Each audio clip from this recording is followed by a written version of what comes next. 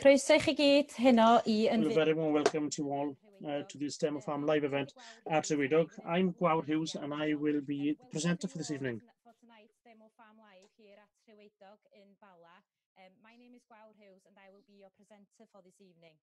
So this event tonight will mainly be in Welsh, therefore there is an English simultaneous translation option available. If you could please click on the Korean option on the interpretation icon on your screen. And if you've clicked Korean, you should be able to hear the interpreter. Okay. So I'm glad that you've been able to join us here live this evening from Rhiwaedog. Although it isn't quite the same as being at an on-farm event, we will do our utmost best to try to bring the farm to you live and to describe the work that is ongoing here currently. I also encourage you to ask questions for us to be able to respond to what you wish to know and to get the response of our panelists here this evening and the specialists we have on our panels. You can submit your questions by clicking on the Q&A tab at the bottom of your screen and type in your message and send it to us. So joining us this evening, there are a number of specialists who have been working with us on this project in Rhiwaedog. Our contributors this evening include True Angels, who's a veterinarian from Wern Vet Surgery, the contact vet for the farm, and he's been working with us on the fertility project here. Secondly, Stephen Fagan from Moorcall, who's going to lead us through a bit more information and a descriptor of how the Moorcall technology works. John Richards from Hybiki Cymru, who will be giving us an update on the Stock Plus project that HSE are implementing. Chris Della, who's an independent grassland specialist who's been working closely with the family here at Rhiwaedog and Farming Connect on the grass project here. And Errol P. Roberts, who I'm certain is a familiar face for a number of you in this locality in Meirionydd. He will take us through the range of services available from Farming Connect and the work that we have in hand. As of yet, Errol has not joined us, but we hope that he'll be with us later on. I think he's experiencing some technical difficulties. First of all, I'd like to introduce you to the stars of this evening, Emyr, Dylan and Ala Jones Rhiwaedog. I'm exceptionally glad to be able to say that Rhiwaedog is one of the livestock demonstration farms for Farming Connect here in North Wales, and we are privileged to work with a family of farmers who are so well respected in the area and indeed respected pan Wales. We're exceptionally thankful for the opportunity to work with you. So in order to make a start on this evening's meeting then, I'd like to ask you to give us a context, the background of the farm here at Rhiwaedog, who's farming here, the family and so forth, and a bit more information about the stock, etc. Please, if you would. We farm in partnership here at Rhiwaedog. It's a farm that amounts to about 350 acres. And we rent a neighbouring holding as well that's also around 300 acres. We stock between the both, we stock around 1,500 ewes and 70 suckler cows. Can you tell us a bit more about the type of ewes that you keep, the breeds, and the system in terms of fattening or selling stores, and possibly a bit more information about the cattle side of the enterprise, the breeds that you run here, and your system in terms of the beef enterprise? By now, 2/3 of the ewes are crossbreds, Texel, mules, Aberfields, and Cheviot cross Welsh sheep. And then 1/3 of them are Welsh. That lamb later on in April outside, but all the crossbreds lamb indoors. And then do you fatten them here at Rhiwaedog? We do fatten them. We fatten all the lambs if possible. I'd imagine that 80% of the lambs are sold live. We sell a lot of breeding ewes. There is a proportion that goes straight to the abattoir. Can you tell us a bit more about the beef enterprise here at Rhiwaedog and how that works for you? There are some 70 or so suckler cows here. The vast majority are Welsh black cows. Then half of them are put to a Welsh black bull, and we cross the other half with a Charolais bull. The heifers then are put to a Soleil bull and have been put to that Soleil bull for some 3 years for easier calving. And as we use a Welsh black bull and a Charolais bull, we seem to be getting the best of both worlds. We are able to rear our own replacements, and the Charolais bull then will produce very marketable stores that put weight on and gain weight from a very young age. We then sell those sow cattle at around 18 months old, and we rear our own replacement heifers.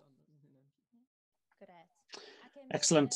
And Emyr, this is very much a family enterprise. Can you tell us a bit more about the family who's farming here at Rhiwaedog? Well, Lynn, myself, and the boys in partnership, as was mentioned. I feel that it's a partnership that works well. We get along very well, and especially over the past few months, one has had to do for ourselves to a greater extent. Over the past 7 years, we've been having students from Glenllyfon to cover lambing period, but this year, due to the situation with the coronavirus, the students had to leave us at around after 3 days of being here, and so the 4 of us plodded through, and we managed it on our own. But having said that, we did cope well, but that's how the story went. And enough children and grandchildren to help you. Yes, hopefully they'll be there for the future. Ultimately, that's what it's all about. Excellent. So what are your objectives then as a family in terms of the business, and what are your main targets or main areas of focus for the future for the next 5 to 10 years?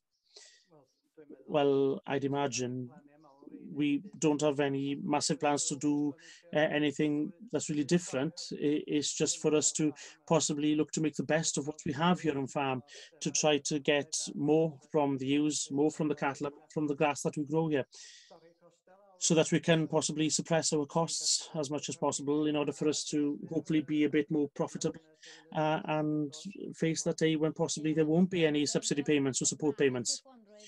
Efficiency clearly is an important part and an integral part of the projects that we have been planning and implementing here with you. And this leads us nicely to talk a bit more about those projects and the work that's ongoing here at Rhiwaedog. So we have 2 projects that are being implemented currently here. The first one looking at suckler herd fertility, and the second element focusing on improving efficiency of the system by making better use of grass. For instance, Aled, how do you intend to better utilize your grass? What is the main rationale behind wanting to do that? Is it to reduce your costs in terms of lamb fattening, creeping lambs and so forth? Yes, in the past, possibly we have been overly reliant on finishing the lambs from the bag. Well, we'd like to possibly suppress as many of those costs as possible and try to fatten the lambs off grass, or possibly looking more down the line of the herbal leys, etc.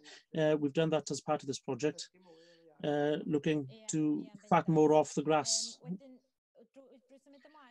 And moving on from that then, please, I ask you to bear in mind some of the farming ag services that can be very useful for your business. An 80% offering of one-to-one advice that includes a whole range of subjects, including grassland management, nutritional management. And please, I urge you to make the most of those opportunities and really avail yourselves of the opportunities that are there for you.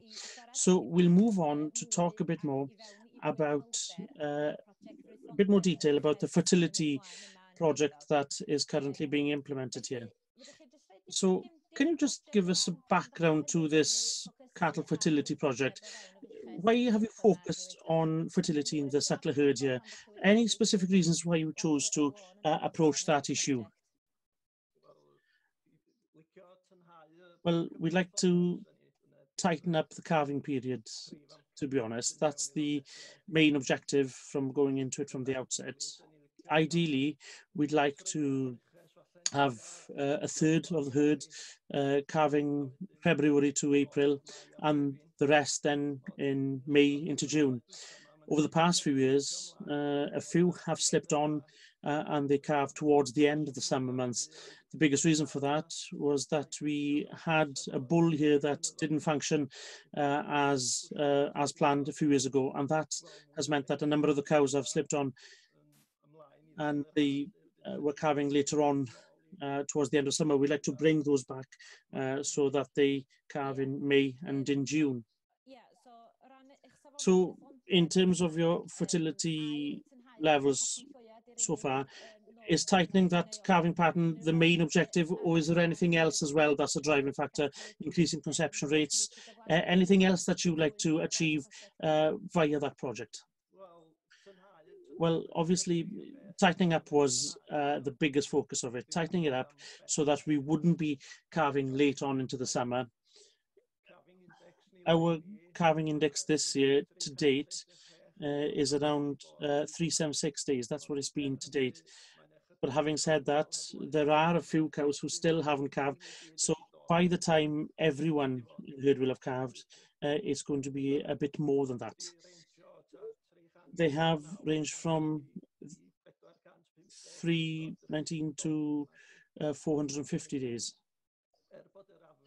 And although the average of 376 isn't right, it's not the worst, we would have liked to have finished calving by the end of June, ideally, because we'd have an even bunch of calves then. And I'd imagine that the management of those calves would be easier when you have an even bunch. Any specific reason why you feel that the period has extended more than what you wanted or what you'd like to see? Any fertility issues, bulls that you mentioned that have been in the past? Well, yes, I did say that we had a bull a few years ago that worked well for us for 2 years.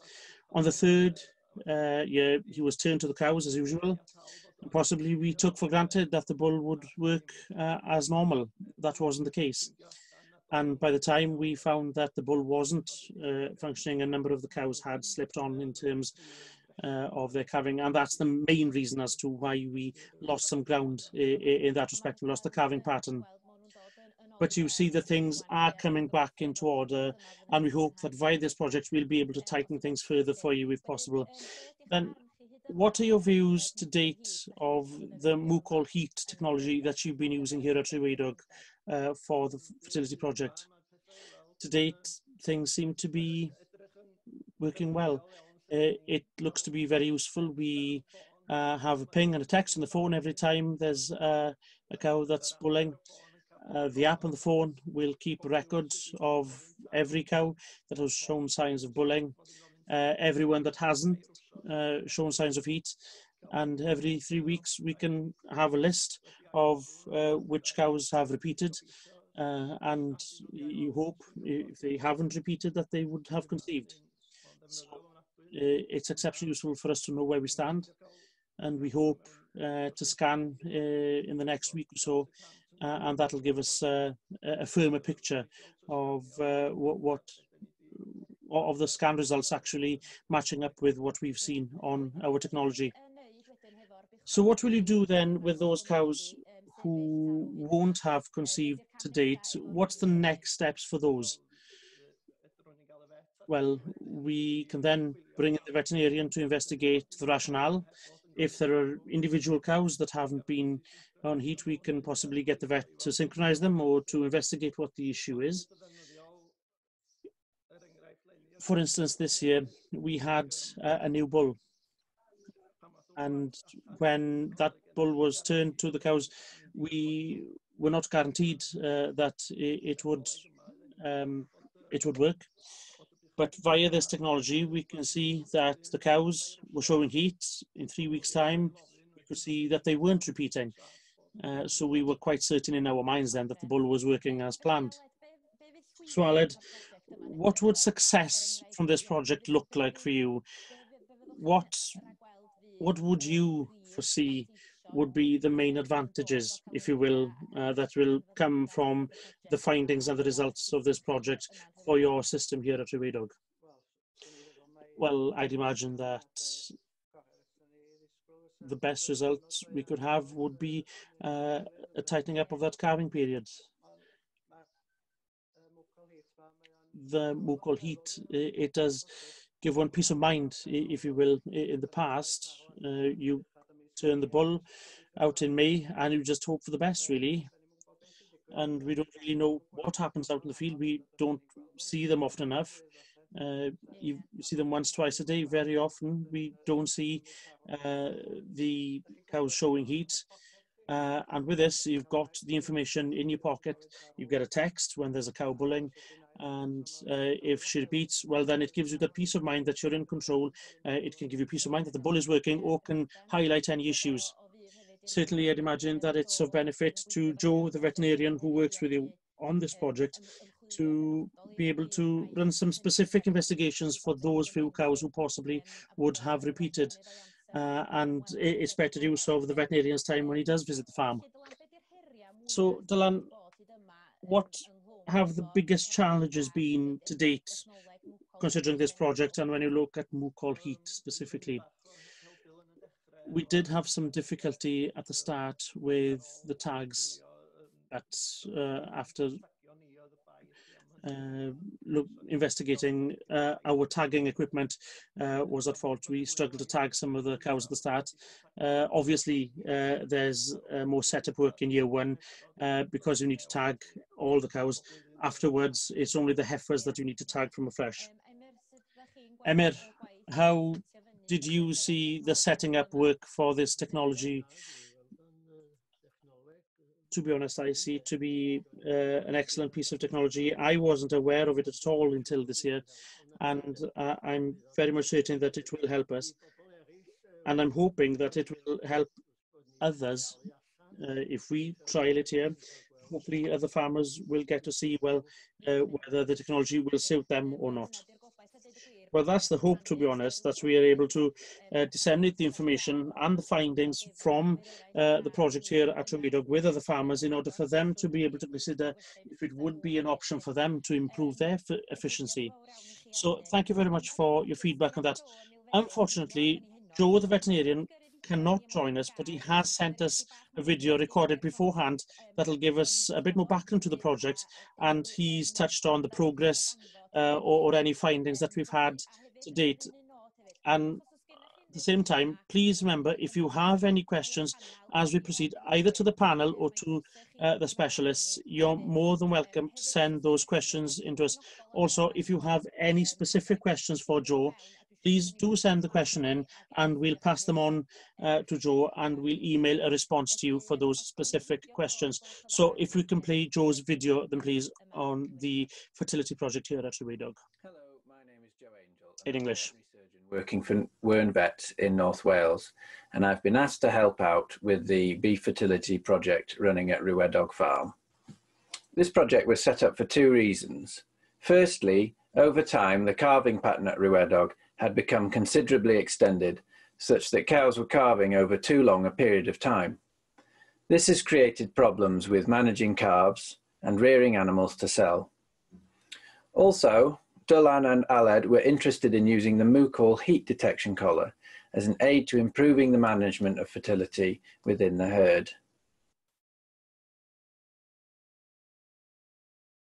In these series of graphs, you can see how long the calving period is.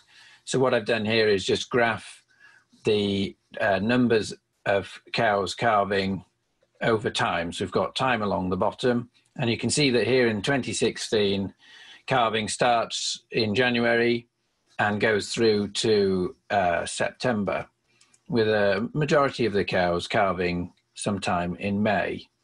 It's quite a long period of nearly 9 months calving. Then in 2017, we've got a similar pattern with a few more calving in April. And then again, the majority calving in late spring, early summer, around June. But again, the calving period going from January now through to October. Then again in 2018, we've got quite a few calving early on, but then again, the majority in late spring, early summer, but again, the calving interval period going through till the end of September. And then finally in 2019, again, a long calving period, but with quite a few calving early on, and then the majority calving more into the summer at this point. Cows can comfortably bring a calf every year, but if this interval between calvings is longer than a year, then the cow becomes a cost in terms of keeping her without the return from her offspring. In addition, if cows are allowed to take longer between calvings, then it can be harder to get them in calf, and it can increase the difficulties associated with calving. For example, cows taking a long time to get pregnant can easily become too fat by the time they calve, increasing the risk of calving difficulties with knock-on effects to the health of the cow and the calf. So there are financial and health and welfare benefits to ensuring cows become pregnant within an optimal period. This period may vary between farms. However, at Rhiwaedog, we wanted to calve cows roughly in 2 groups in late spring. The 2 groups allow for easier downstream management of the calves, and the timing is to take advantage of expected grass growth and the opportunity to make use of outside space. So, with the combined aim of reducing the calving interval for some cows and in shortening the calving period, we devised the following plan. The moo-call heat collar was fitted to 2 bulls in order to identify early which cows were served. Then we planned to scan these cows at about 30 days post-service to determine if they were pregnant. This meant that cows that were not pregnant could be investigated for problems that might have affected their ability to conceive. We also planned to scan cows that had been with the bull for 3 to 4 weeks and had not been served. Examination of the ovaries from these cows meant we could see if there were any problems here that might affect conception. For those cows that were scanned and observed to not be cycling or only very weakly, we then used a hormone synchronization program to kickstart the ovulation process. This means that these cows are not allowed to carry on with dormant ovaries indefinitely, and these actions, we hope, will ensure these cows get in calf sooner than they would otherwise, and so reduce any further extension of their calving interval. In addition, we hope to gradually bring cows forward. So by getting them in calf earlier, using the synchronization process, then they should calve earlier the following year, thereby contracting the calving period. In addition to focusing on the fertility of the cows, improving heat detection, and investigating and dealing with problem cows, it was also important to consider the fertility of the bulls. To that end, we arranged for fertility testing of the bulls with one of my colleagues, Emma Sale, to determine whether the bulls were likely to be able to get cows in calf. So, what have we achieved so far? Well, things have been slightly more awkward due to a certain ongoing pandemic. However, the moo-call heat collars have been deployed and they appear to be working very well. Cows are being identified by the collar, and when we scan them, they are in calf. Some cows have had dormant or non-cycling ovaries, and so we have synchronized these as described, and they have been subsequently served. We are still some way from evaluating how much progress has been made this year, but the plan is certainly being actioned. It has been challenging being able to scan the cows as frequently as we would have liked, in that not all the grazing that is used has easy access to suitable handling facilities. This may mean that cows that need interventions are delayed in having them, which may impact on our ability to achieve the aims. But this is a practical problem encountered on many farms and not one that is unique to Rhiwaedog. Moving forward, we will continue this process throughout the summer and then try and evaluate how well it has worked this year before deciding if we want to make any changes in the future.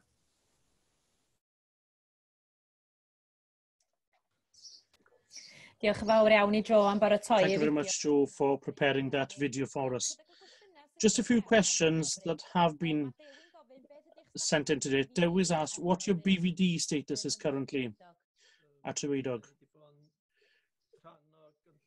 We've been a part of the SAC health scheme for over 20 years.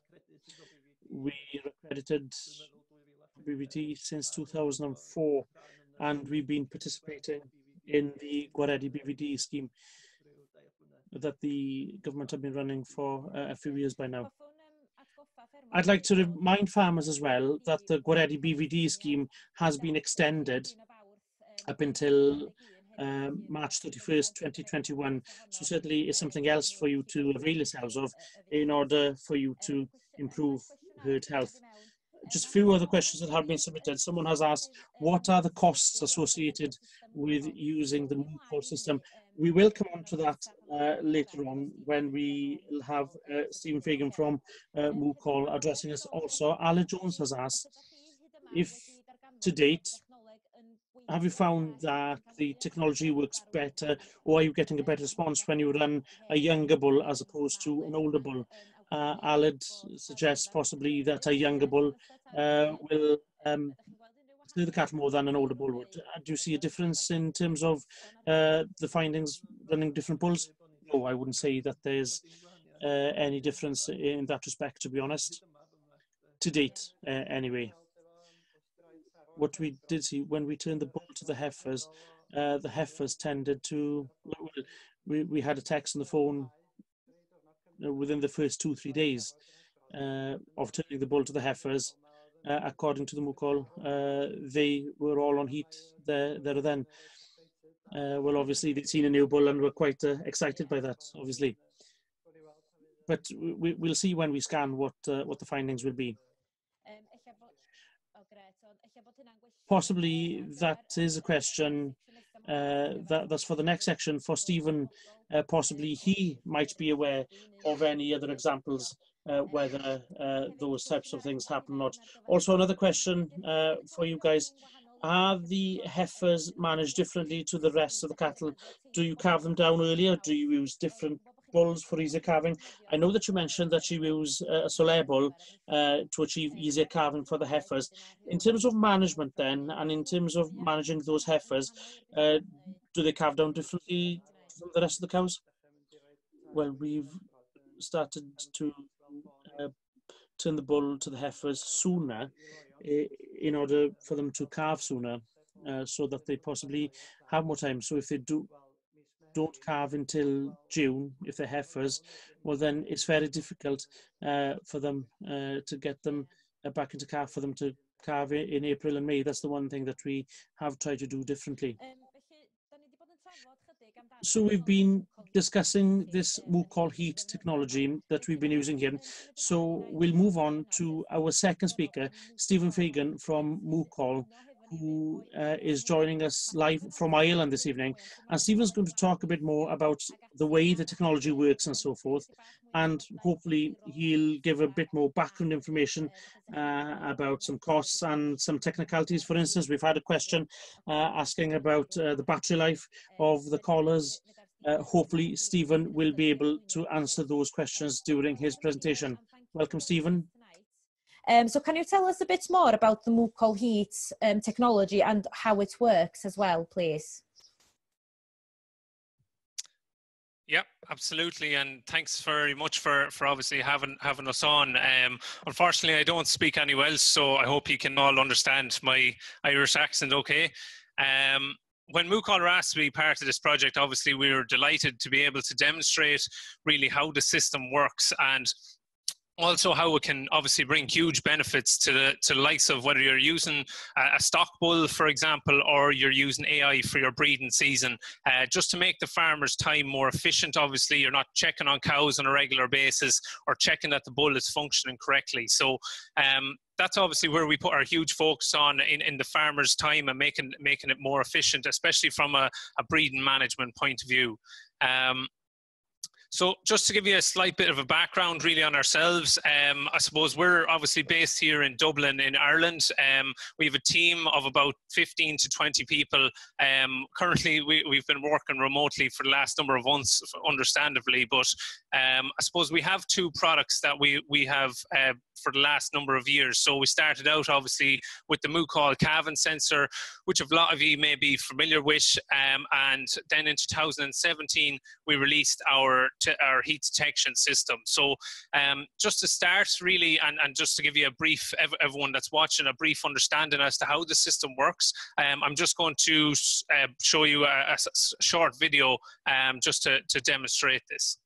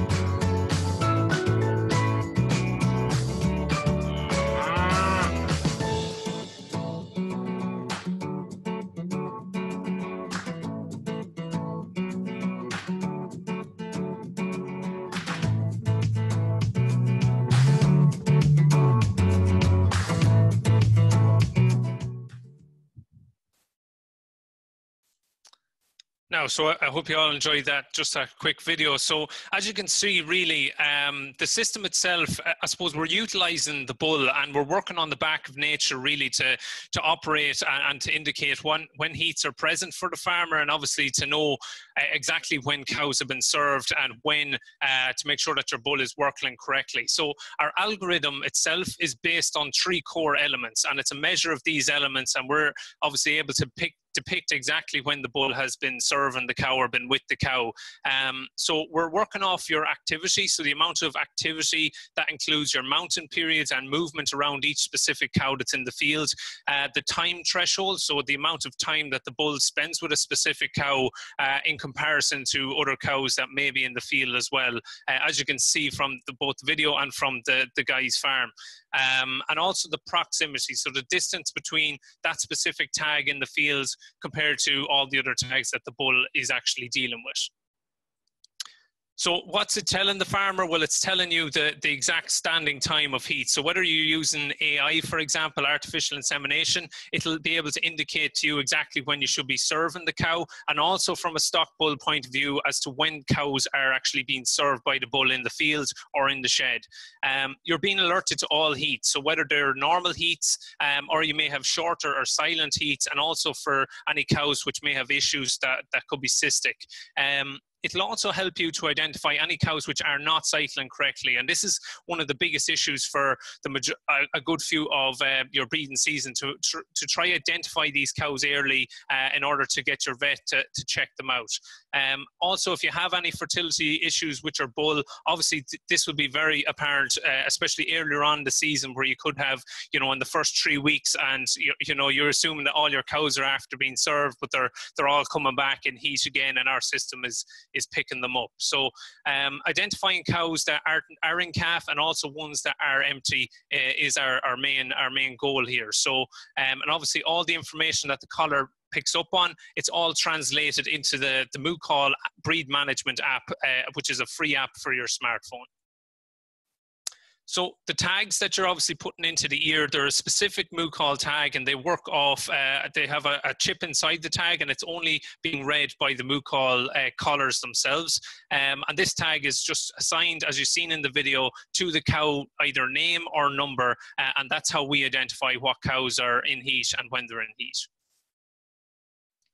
So obviously the importance of heat detection, I mean, as the guys had said, you know, if you do have a bull which isn't fertile or even subfertile, it can cause a lot of issues. So being able to observe your bull on a daily basis and to obviously pick up on what he's doing is so important. And obviously in the long run, it's going to benefit your herd from a breeding point of view. If you're trying to either compact your calving season or try identify cows which aren't in calf at all, this will be able to eliminate the need for having to, I suppose, go out and check cows on a regular basis and make sure that everything is in calf at the end of the season. So I suppose failure to detect any heats and errors in heat detection are two of the primary causes of poor reproductive performance and low reproductive efficiency.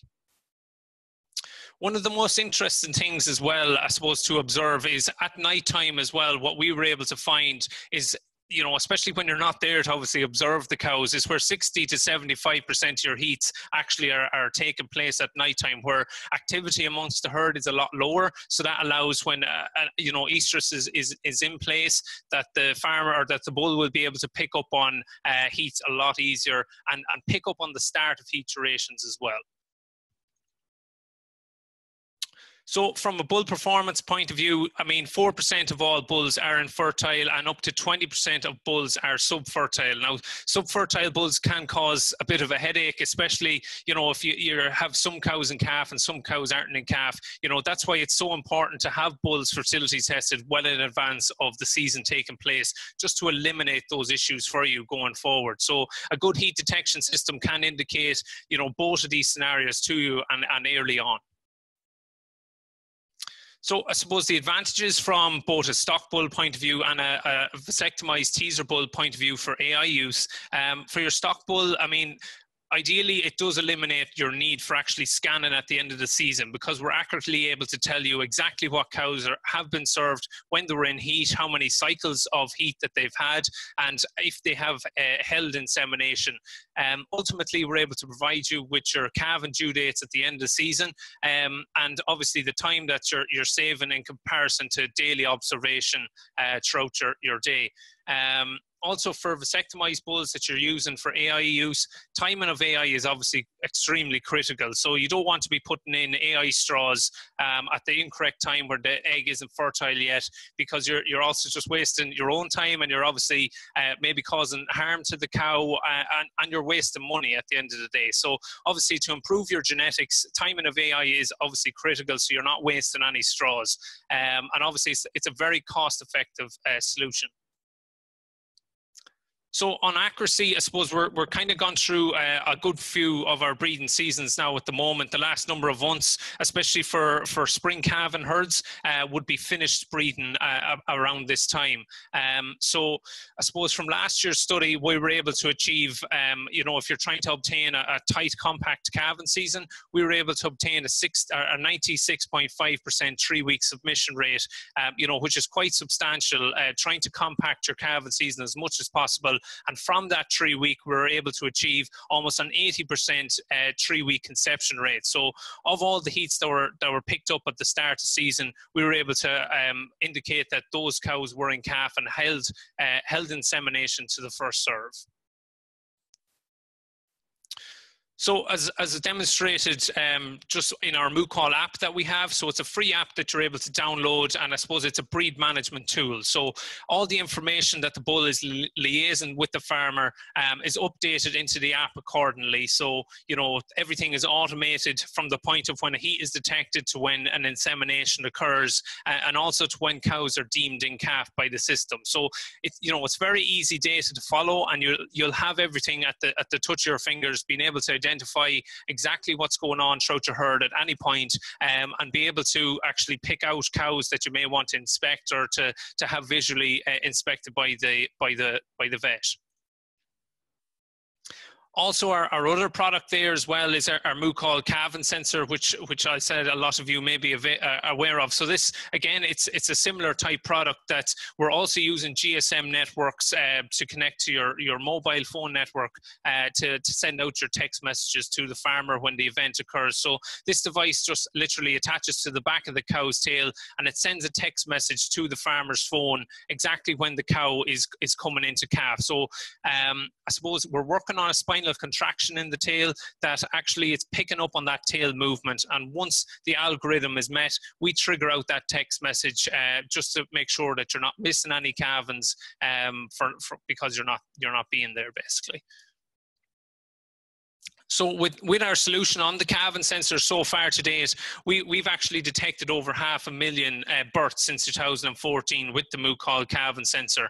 And also we've been trying to, I suppose, reduce, our overall goal is to reduce mortality rates on farms, and we've managed to do that down to 0.5% of people who actually use our product, and this is due to timely intervention. So being there on time when the cow is actually giving birth and picking up on that calving. So ultimately that gives you the opportunity to improve your colostrum management and give the calf the best start to life as well. So that's really it. I know that there was a couple of questions therein just regarding the cost of the system. So the system itself, the collar it's at £1,095 sterling, and that gives you one collar, and you actually get 50 ear tags with that system. So it does depend on the size of your herd. Typically, like in the guy's case where they have 70 cows, we would normally say like one collar would do up to 50 cows, and that's why we kind of have that recommended ratio. So if you do have above that, you would need an additional collar. So like one bull to every 50 cows, or two bulls to every 100 cows. So each year there is a renewal similarly to the calving sensor. And this is to keep the mobile phone network connected to the device throughout the full year. So whether you're breeding all year round or you're breeding for a select few months in the year, there's a renewal then of £255 per year to keep that device connected up to your mobile phone network. For any heifers that you're also bringing in each year, obviously you will need the additional tags to put those in. You can purchase further tags, which do come typically in boxes of 25 tags for £75 sterling for that as well. Also, just to address the other question there, just in about bulls as well, I suppose there is a difference that we have found between younger bulls and older bulls. Not so much insofar as picking up on heat detection, but it's more so in the activity that they would relay over the course of a day. So the amount of ground that a bull would cover, we find that younger bulls actually would spend longer with cows that are in heat compared to older bulls, which typically can become slightly lazy, as they actually get older as well. But performance-wise, with the collar will adjust to it. It's an actually adjustable. It's an algorithm that adjusts to the environment it's under. So we're able to determine, depending on the amount of cows that are in the field and the bull performance, what works best for your system. So that's kind of just to give you an overview on that. We would see it, and especially if you're bringing in a vasectomized bull, typically around 18 months of age or 16 months of age, for picking up on AI use. Normally they are younger bulls, and we do see higher rates of activity with those. So yeah, I hope that clarifies them couple of questions there for you. Great, thank you, Stephen. I'm sure that was very useful for all of us, just to have a better idea really on how the technology works. So we do have some additional questions which have just come in now. Stephen, if we can have Stephen up on the screen, please, while we are asking. So one of the questions, how long does the bull collar battery last normally? Yeah. So the battery will last typically around 6 to 8 weeks. It does depend on, I suppose, the amount of cows that the bull is actually dealing with in the field. But it is a rechargeable battery. So typically your low battery message, when the device hits 15%, And this allows you obviously to take the collar off the bull, and it typically takes around 6 hours for it from flat to 100%, and then you can put it back on the bull again for another 6 to 8 weeks. So normally the case, like I suppose with around 40 to 50 cows, we would see you reaching more so to the 80 or 8-week mark. That's great. Thank you, Stephen. And a few more questions also coming in for you. Are the tags reusable? Can they be used on another cow if the original cow has left the farm, for example? Yeah, is that possible at all, or would you need to purchase more tags for different cows? I suppose for the additional tags, you would need to put in, because we actually assign that cow to that specific, you see there's a little chip inside each of the tags. So once we assign that RFID chip to the cow number, the cow ID, that actually stays with that cow for the duration that she is on your farm. So, you know, typically for any new cows or new heifers that you're bringing into the herd, we'd always advise to put a new tag into that cow's ear as well. I suppose over years as well, you know, of using the tags, we'd always just advise to put in fresh tags every time you have a new cow or heifer that's on the farm. It's just from a maintenance point of view with the tag as well. I suppose you could have a cow on your farm for 10 plus years, but I mean, like realistically, the tags would want to be bulletproof in order to last forever. You know, so that's why we would say any new cows that you have, they'd last the duration that the cow is on your farm. Excellent, thank you, Stephen.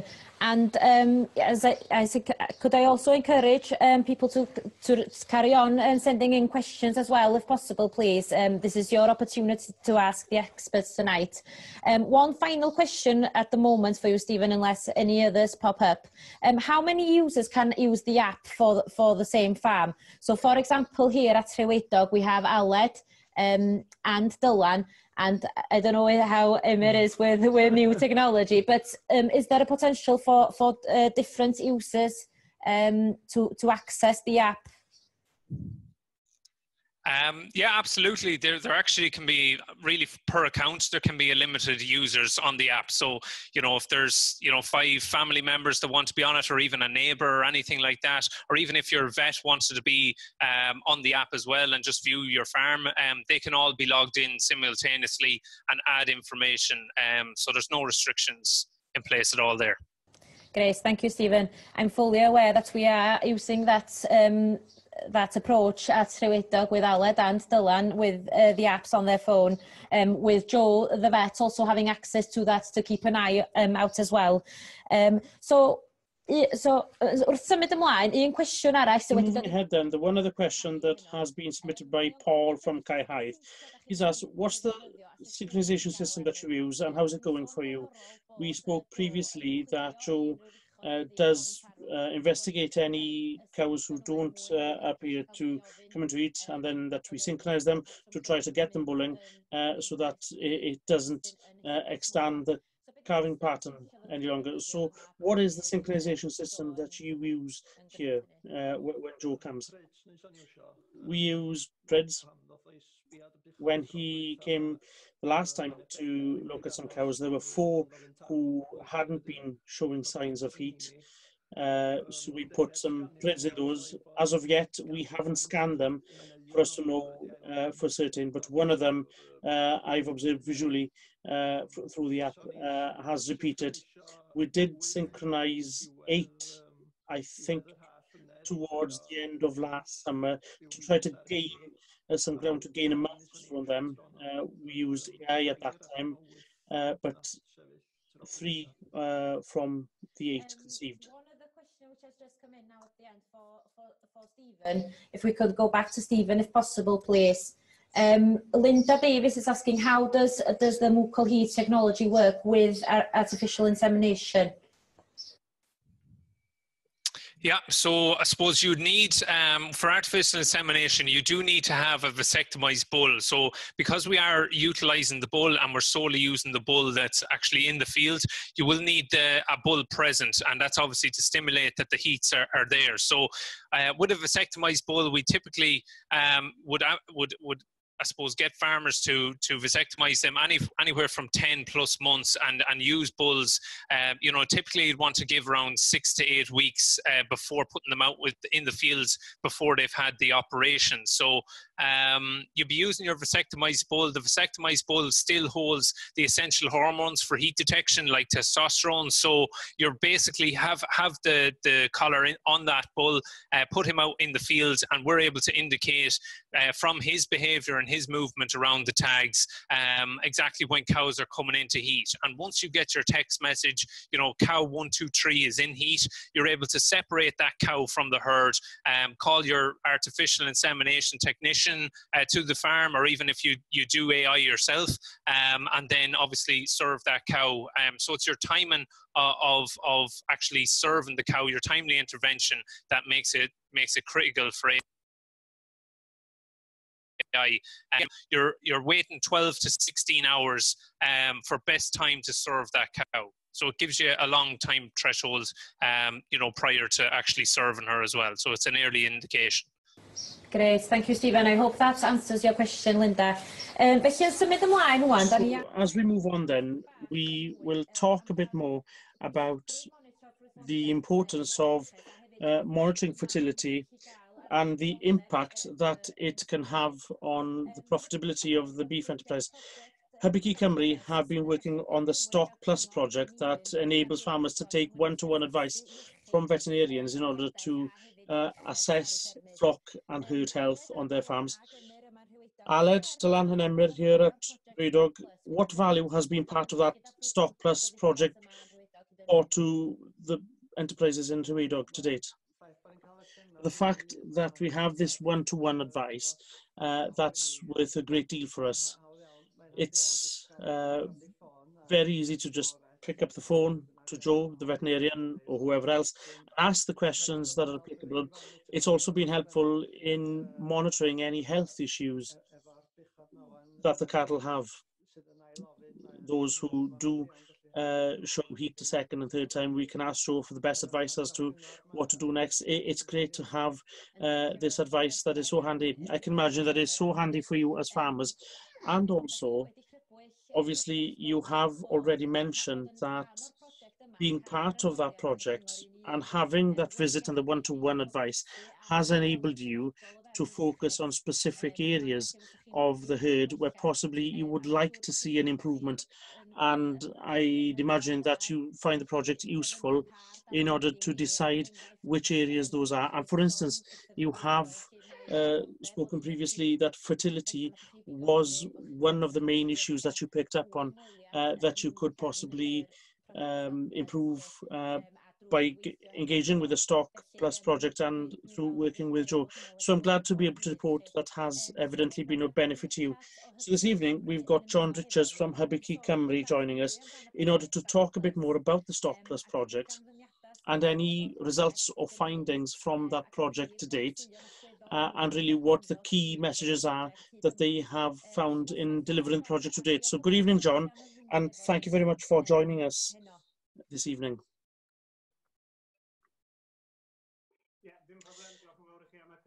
Thank you very much for the opportunity to address you this evening. I've got about 10 minutes in order to present the work that we've done for the Stock Plus project. I hope that you can hear me. I have had some IT difficulty, but I hope that the feed is clear for you. As you mentioned, the main theme of the Stock Plus project that came from the Red Meat Development Programme that we run at HSE is to try to get a bit more discussion and collaboration between the veterinarians and the farmers that we have enlisted, especially when it comes to red meat production. And it's very interesting to hear about the projects that, such as the one going on in Rhiwaedog. When we look at the findings from those projects to date, and we have over 150 beef farms, farm wheels being a part of it, and 50% have said that one of the greatest challenges that they wanted to tackle within their herd was fertility. And that in itself demonstrates the importance of the issue, because obviously if we want to look at how to make a bit more money in a system that can be difficult at the best of times, the greatest thing about that is that you need to have a calf every year, and with over 50% saying that that is the biggest issue. Obviously fertility can mean a plethora of different things. If we look at the figures from the vast majority of this 50%, what they want to look at is the length of the calving pattern. Now, can we bring the bulling period down in order to have a tighter calving pattern? And the other issue that is often looked at is which calves, which heifers should be retained and run on to become part of the herd. The pelvic scoring is an important issue. It's an issue that we often touch on, and what's great to hear and to see is that more and more vets in Wales are able to undertake this work. Now, obviously, that is imperative, it's key, because we make this choice in terms of which heifers we retain and keep on, and we tend to go off size or the breeding history, or if the heifer isn't right to keep, well then obviously it's only going to be a problematic animal. And we've got challenging animals where possibly we don't want to get rid of the heifer in the first year.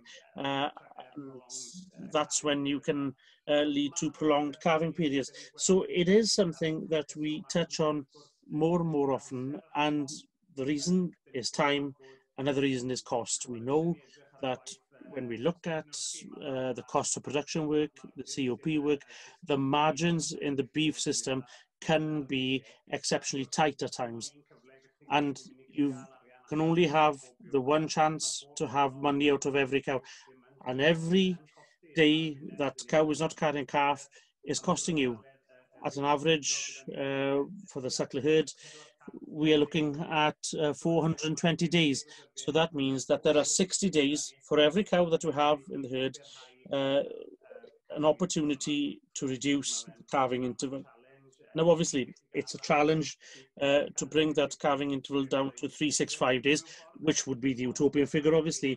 But the real challenge is, can we bring it down to 400? If we can bring it down to there, the herd will be in a better place. If we look at health issues and what are the other challenges and drivers in terms of infectious diseases, obviously that can mean a vast array of different illnesses, ailments, diseases that fall into that. And then we tackle issues such as fluke control, worm control, how we do that, and how we achieve biosecurity. Those are the issues that we predominantly focus on, and they are the issues that appear time and time again from the projects that we run and the findings that come out. And the one thing that we do look at in this program is fine to get all this baseline information to start on, but that relationship with the veterinarian needs to continue for you to have the conversation in a year's time and thereafter.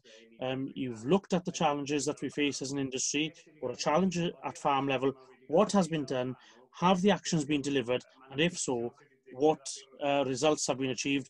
What advantages have been gained? And what have we seen? Have there been improvements? If not, did we have the right problem in mind to start with? And the continual challenge that we face in the industry is that there is no clear, simple, silver bullet solution.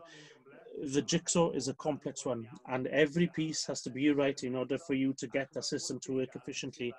And what's great about this project, similarly to what's being delivered via Farming Connect, it's a 3-year project. And that means essentially that you've got 3 years worth of engagement with the veterinarian.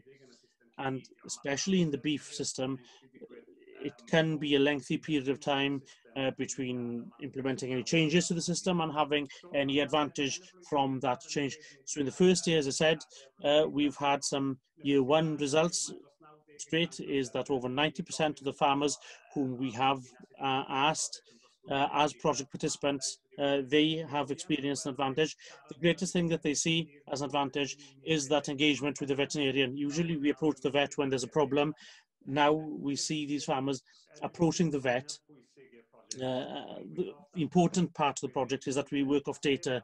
So we gather the data before the veterinarian visits the farm, and we say, look, this is the farm's performance. You can then positively engage with the veterinarian to see where you compare with one of the farms in the area, and secondly with the wider industry, in order for us to see what derives results. Possibly the farmer would start to see, well, actually, I do have an issue with ABC.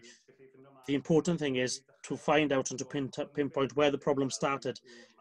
So that's what we see as some of the advantages of project that facilitates working with a veterinarian. In terms of time, certainly I don't have too much time. I had 10 minutes slot to speak, but I have put a few slides together to show the market update. That's always something that we think about. So if we can have the slides on screen, as we can see where it stands currently, this is the slide showing the lamb prices.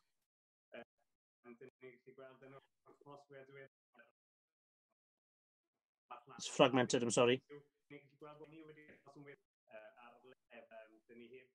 We've seen prices at a level that we haven't seen at this time of year previously. There are various reasons for that.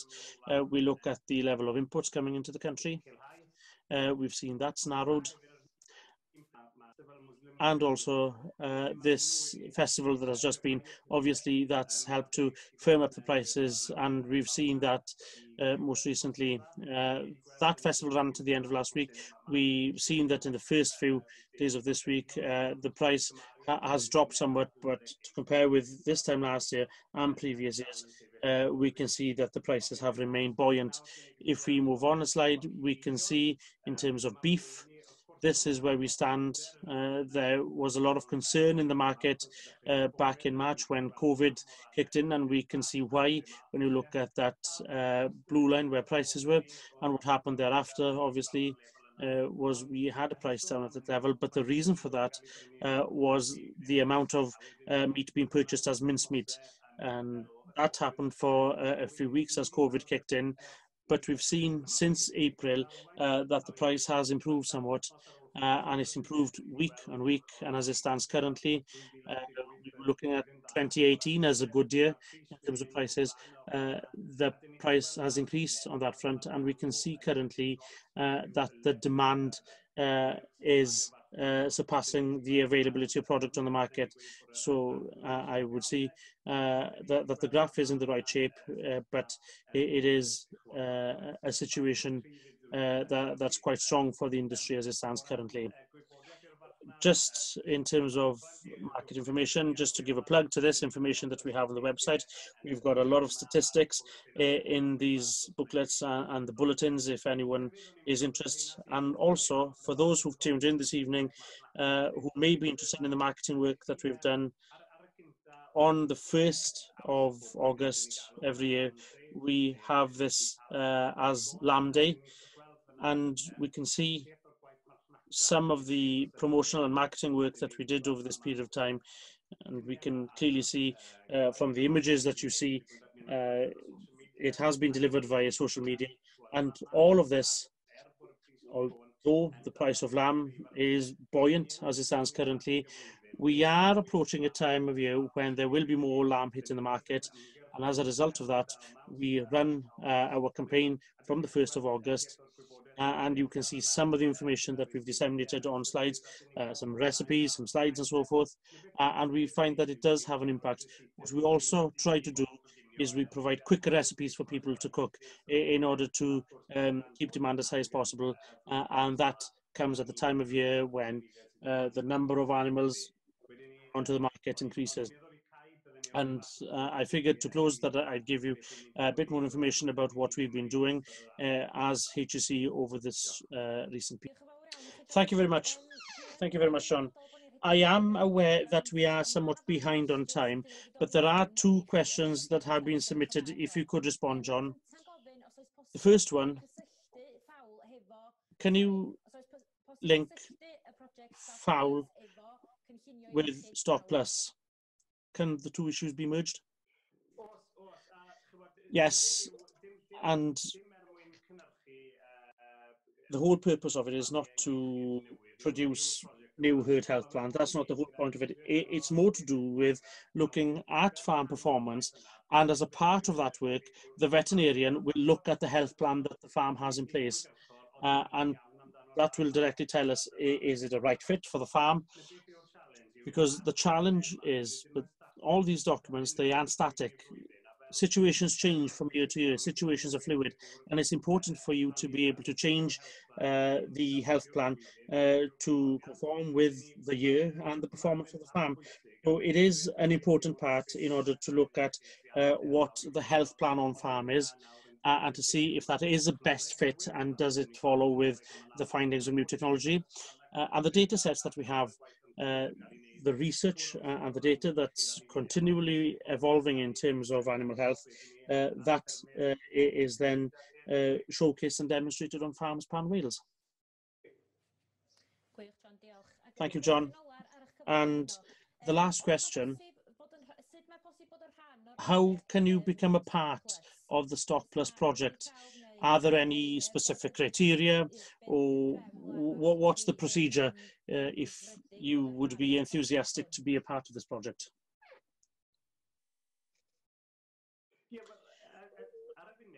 As it stands currently, we have 250 farmers engaged with the project, and as a result, we'd want 400 farmers. So we are looking for more farmers to be a part of it. Now, obviously, usually we would have opened an application window for people to apply to be a part of the project. But because of the COVID situation, we haven't been able to proceed to go out onto farms. So we have postponed that application window to bring farmers into the project until the autumn. So hopefully when the autumn comes, and hopefully the COVID situation will have improved somewhat by then, you'll see that we will be disseminating information to the industry as to how to be a part of this project for the forthcoming 2 years. Excellent. Thank you very much, John. Thank you for your presentation, and thank you for the answers that you gave. I'm certain that there's much more information about Stock Plus available, and the rest of HEC's work, it's available on the website should you wish to access it. In moving forward then, I'd also like to remind you of the one-to-one animal health clinics that are offered via Farming Connect currently. These are looking at a wide range of health issues. It can include blood testing, scab testing, ram and bull fertility, fecal egg counting, and also postmortems for stock as well. And as I mentioned previously, there is an extension of the Gwaredu BVD project that will run until the end of March next year. So moving on with the issues this evening, I'd like to talk a bit more about the Grassland projects that we've been working on here at Rhiwaedog. Aled, Dylan and Emyr, I'm aware that grass was an integral element of your system here at Rhiwaedog, and the fact that you are enthusiastic about looking at that area for future improvement by being a demonstration farm for Farming Connect. Can you explain to us briefly why it's an important element for your plans and what you hope to achieve from improving grassland here and increasing and improving efficiency by improving your grassland system? Well, ultimately, the grass is the greatest asset that we have on farm, so naturally you're going to try to get the best out of it. In terms of the project then, we have been trialling different types of nitrogen to see, to compare protected urea and urea compared with ammonium nitrate, just to see what works best for us at different times of the year. The other project that we've been looking at is a reseed using herbal lays to see if there's an advantage there in terms of fattening lambs. So ultimately, it's trying a range of different things. Throughout our lives, we've known reseeding here on the farm. My father and grandfather always reseeded land, and we try to continue in that vein, essentially, to continue with what they've always done here, but possibly trying to turn certain fields to produce more herbal lays that may make it easier to fatten more lambs. And do you hope then that improving efficiency in your grassland system and by looking at multi-species lays, etc., do you hope to bring down your costs in terms of concentrates used for finishing lambs? Is that a prominent element of it for you here at Rhiwaedog? Well, that is the ultimate goal, to be honest. Hopefully we'll be able to spend less on concentrates and utilize the grass to the greatest ability. Well, they do say that grass is the cheapest source of food for us as farmers. So Christella is the specialist who's been working with the family here at Rhiwaedog and Farming Connect on this Grassland project. So we'll hand you over to Chris to learn a bit more about the project. Thank you for joining us tonight. I hope you're keeping well. We've just been discussing some of the key objectives, really, of improving grassland here at Rhiwaedog. So could you give us a bit more of an insight into the work that you've been doing here and any of the relevant projects that you've been working on as well? Good evening, everybody. Nice to join you tonight. Yeah, I'm just going to take you through a couple of projects. As we say, we started off. Let's just remind you all that it wasn't many years ago that Rhiwaedog won the National Grassland Management Competition.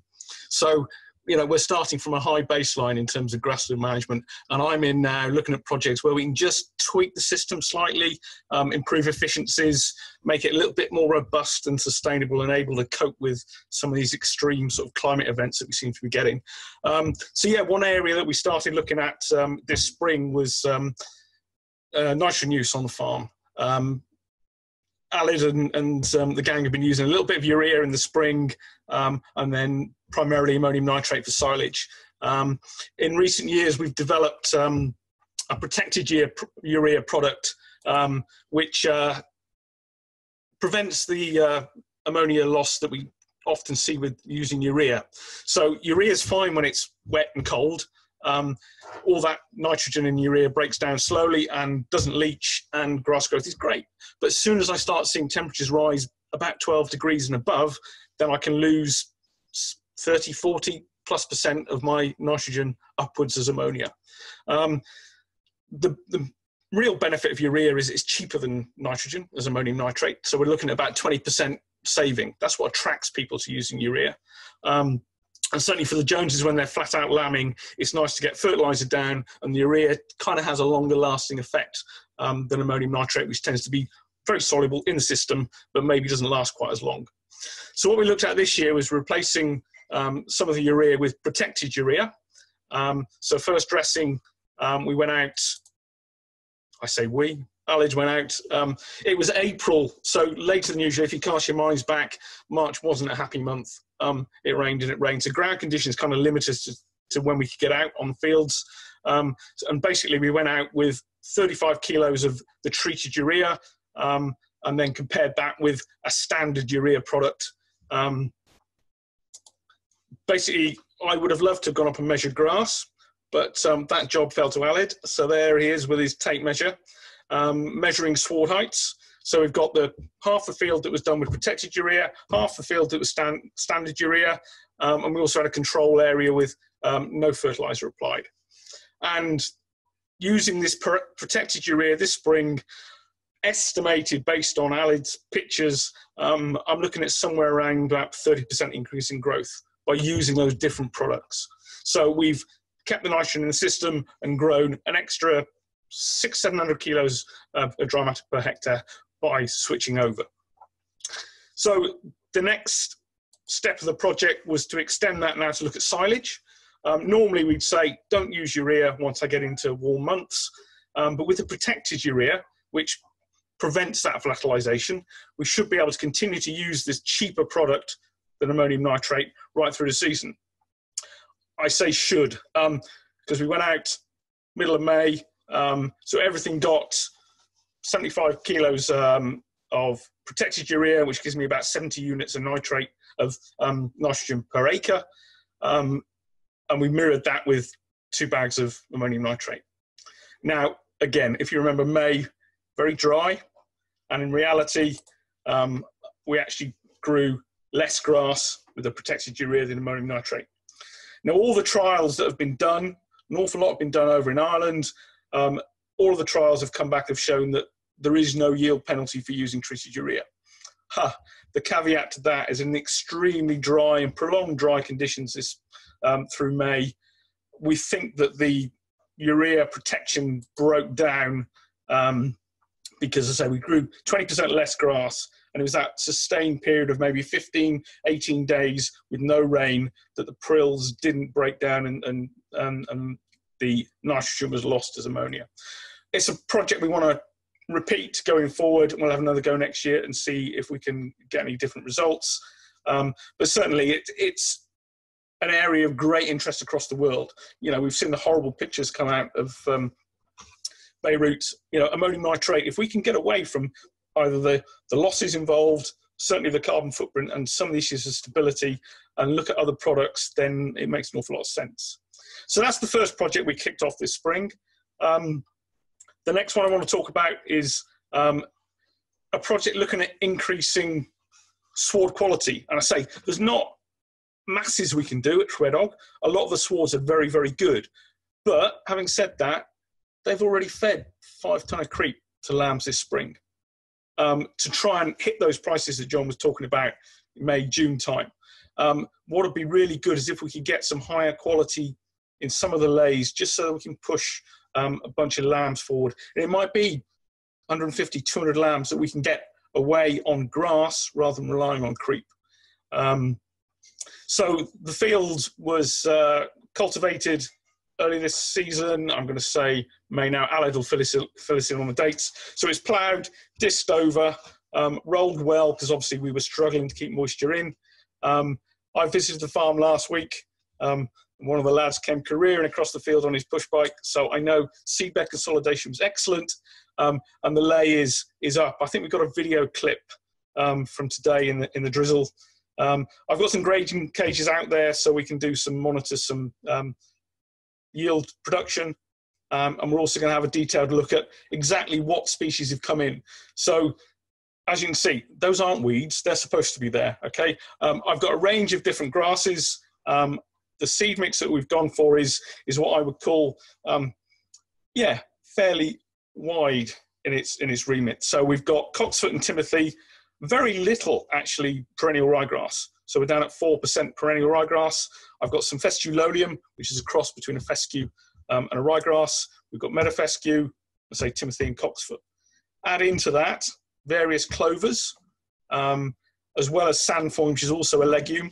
And all these are going to be high in protein and high in quality. So hopefully we'll be able to push animals forward in the spring.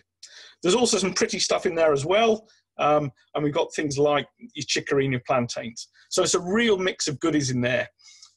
These sort of mixtures, if we look across the border in England, they're getting paid £300 a hectare on the HLS schemes to establish and maintain these lays. So it's something that we might well see more in terms of where subsidy structure goes. Maybe they'll serve a very useful purpose on a lot of beef and sheep farms if we're going to get paid for having a massively diverse lay that also contributes to production. So some of the issues really that we want to look at going forward are how the quality pans out, what it does for animal performance. Can we actually get animals forward on it in May and June and achieve growth rates 200, 250 grams per day? And then I guess the bigger question is, will it like Rhiwaedog? Does it like Bala? In the wet, in the cold? Is it going to persist? Because what we don't want to do, these lays aren't cheap, is make this huge investment and then find actually that it doesn't like the system. We will possibly have to tweak a little bit about grazing management and try and give it a bit of a love and a hug, certainly over winter. But I think, you know, there'll be some interesting answers coming out of this project just to see how it behaves. Following on from that, later in the summer, we're going to establish another multi-species lay, more geared towards what we know. So certainly the plantain and the chicories, probably less complicated, because chances are it's going to be in the silage system as well. So we want something that's a little bit more robust. But yeah, we'll monitor that going forward. While I was here, I just wanted to take you through another project I've been working with on multi-species lays. in 2018, we established 3 lays on farms down in near Bridgend as part of a European Innovation Project. And we've been monitoring that performance for the last 2.5 years. We're into its final year now. And I just wanted to take you through, I think I've got a few videos. Basically, it's the title of the project is to look at establishing it in marginal conditions, because we see a lot of research focus on looking at multi-species lays on very nice fields in lovely places like Aberystwyth. So I want to challenge them. So we've gone up in the world, and really to address this question is, are they really an option for marginal areas? This morning I'm here at Grassland Farm near Blackmill in the South Wales Valleys to do a monitoring visit on the EIP multi-species lay project. So this is the multi-species lay that we sowed in June 2018. As you can see, we're fairly high up in the world. It is a tough old place to farm. Every month I come up here through the summer to sample the grass. Basically, we've had a grazing cage in place for the last 3.5 weeks. This is what we've grown under that cage, and this is what I've just sampled. So I've sampled 0.1 of a square metre, which will get then dried, weighed, and we do periodic analysis for protein and energy and trace elements. The multi-species lay itself, you can see currently is fairly dominated by white clover. There is some chicory still in the plots, and also some plantain. In terms of grasses, I've got timothy, perennial ryegrass, but also we've got some vestulolium as well. We did have red clover in the beginning. There's not a heap of the red clover anymore. I think the sheep have predominantly grazed that out, and currently the chicory and the plantain are on the way out. They have done their 2 years, and there are plants here, but not a huge number. One of the issues we've got here is the fact that we've got creeping thistle coming in. You know, I've got nothing I can spray this multi-species lay that will take the thistle out and leave all the goodies intact. So the plan is we're just going to hit these with a weed wiper at the end of the week and try and tidy them up a bit. But it is an issue. Weed control in multi-species lays isn't going to be easy. So Richard Morgan, who farms up here, was keen to reduce his nitrogen usage and saw the multi-species lays as a good way of doing that. So throughout the project, this has had a bag of DAP in the spring, so that's 18 units of nitrogen, 46 of phosphate, and that's been it. And certainly last year in the project, we measured over 12 tonne of dry matter produced from that small amount of nitrogen input. As you can see, the clover's very dominant and will be producing somewhere in the region of 120 plus units of nitrogen a year. Richard, this was your idea, your bright idea, this multi-species lays. Why were you interested in looking at multi-species lays here on the farm? Well, just to reduce the costs and improve our stock health, really. To look at more mineral content probably in the lays and improve overall health on the stock. Every time I come up here, you seem to have more sheep on this field. It's carried a lot of stock? Yes, carried a hell of a lot of stock, especially early in the spring. There's tremendous growth in the spring and towards the back end of the year. The sheep seem to graze the herbal lay before the standard lay more, so that the sheep are telling you that there's obviously a more palatable grass. So yeah, very pleased with the herbal lay actually. This is a fairly free draining field, but it still does muddy up in the winter. Do you get a chance to give it a break over winter? Yeah, well, we shut it off from about the end of December till we start lambing about the middle of March, and then we put ewes and lambs on then, so it's rested through the winter. Yeah.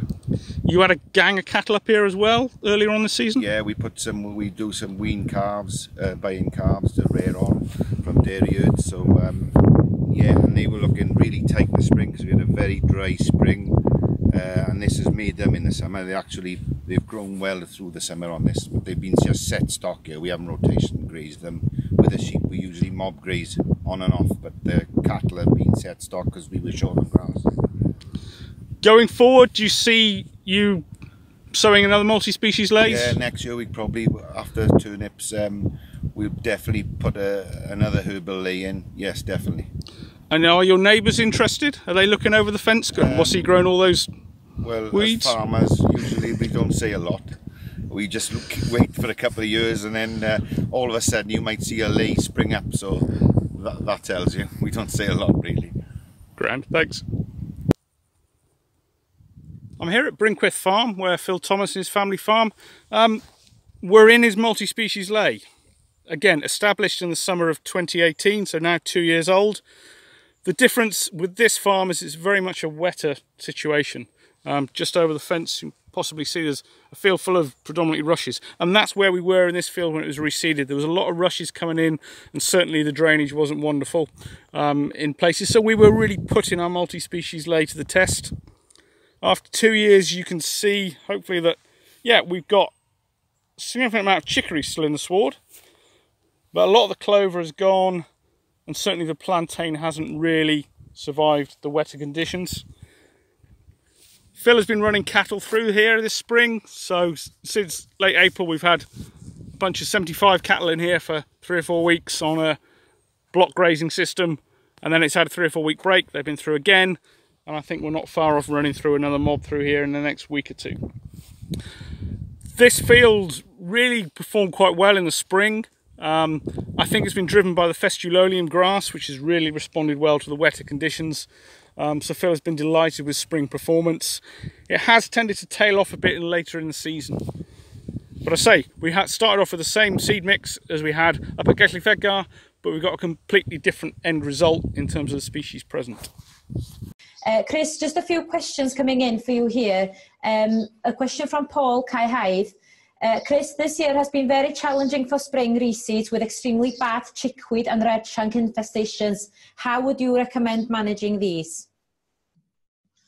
Yes, I was walking on the other day, very weedy. If I can avoid spraying, I will. I hate spraying reseeds. So the beautiful thing about a spring reseed is I've got lots of opportunities to graze it, top it, mow it, whatever I can do physically to get on top of certainly the annual weeds like red shank, fat hen.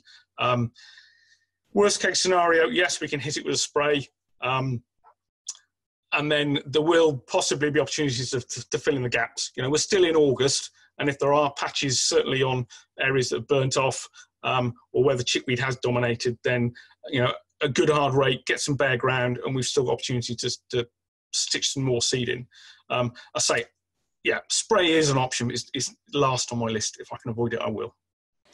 Great. Thank you very much, Chris. As Chris mentioned, we are still in the early days for these projects, so keep an eye out on the Farming Connect website for more updates. We will be releasing these quite regularly from now on. So Chris, there are no other questions for you at the moment, so thank you very much for joining us tonight and for giving us such a detailed insight into the work that you've been doing here at Rhiwaedog. We very much appreciate your input tonight. So, mwyn symud ymlaen, in order to move on then, since we are a bit short on time, and as we are coming to the end of the event, in order to close this evening event, I'd like to welcome Errol P. Roberts. He's the Development Officer for this part of Meirionydd, who will give us just a bit more information about the Farming Connect services and also what work is in hand currently. So, over to you, Errol. Dear friends, good evening. I just want to take you quickly through the services that are available from Farming Connect.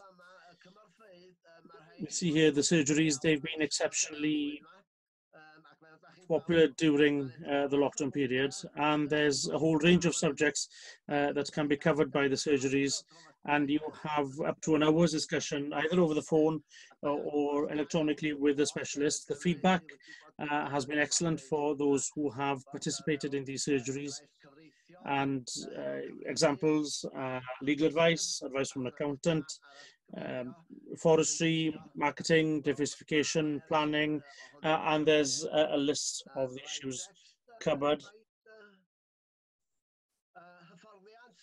Then we move on to training. The application window for training will be opening on the 10th of September and will be open until October 30th.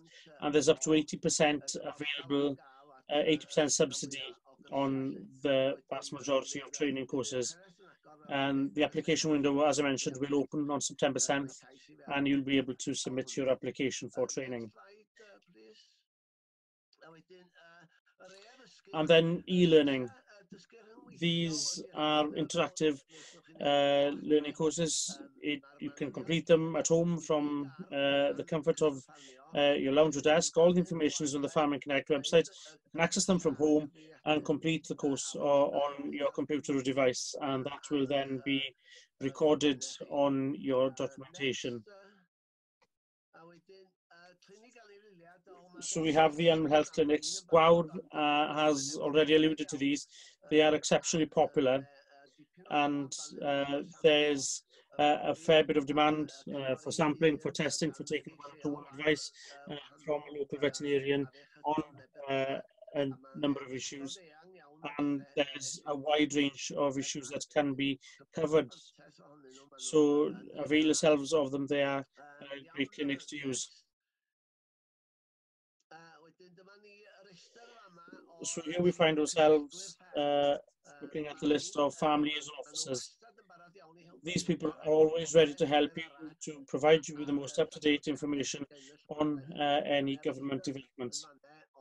So it's a good list of contacts, and the list there shows all the different areas, and they're always ready to help, in all fairness to them. And then a list of the development officers. These are the Farming Connect development officers, my working colleagues. There's a list on the website, a complete list for you to be able to find your local development officer. You can see who your local rep is there, and the contact details are included as well in order for you to be able to swiftly get in touch with him or her. And if you require any more information, any queries that you may have, you can get in touch with the main office at Aberystwyth. There we have the number on screen. Thank you very much. Great. Thank you very much, Errol. I'd like to take this opportunity also to encourage you as farmers and foresters to avail yourselves of the services available through Farming Connect to improve your businesses. Also, as Errol mentioned, if you want more information about these services, you're more than welcome to get in touch with your local development officer, and their details are to be found on the Farming Connect website, or you can get in touch with the head office at Aberystwyth directly.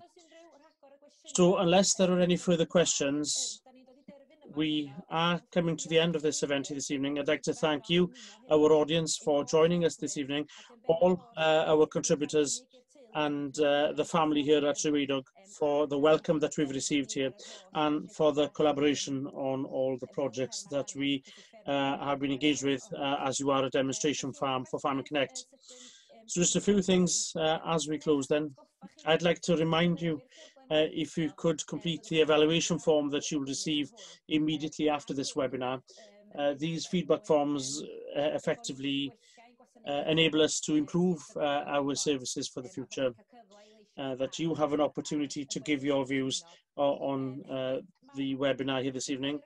The webinar has been recorded and it will be available on the Farming Connect website, and you're more than welcome to revisit it at any time if you feel that you didn't quite catch something, or if you want to review something. So thank you all for joining us, and good evening.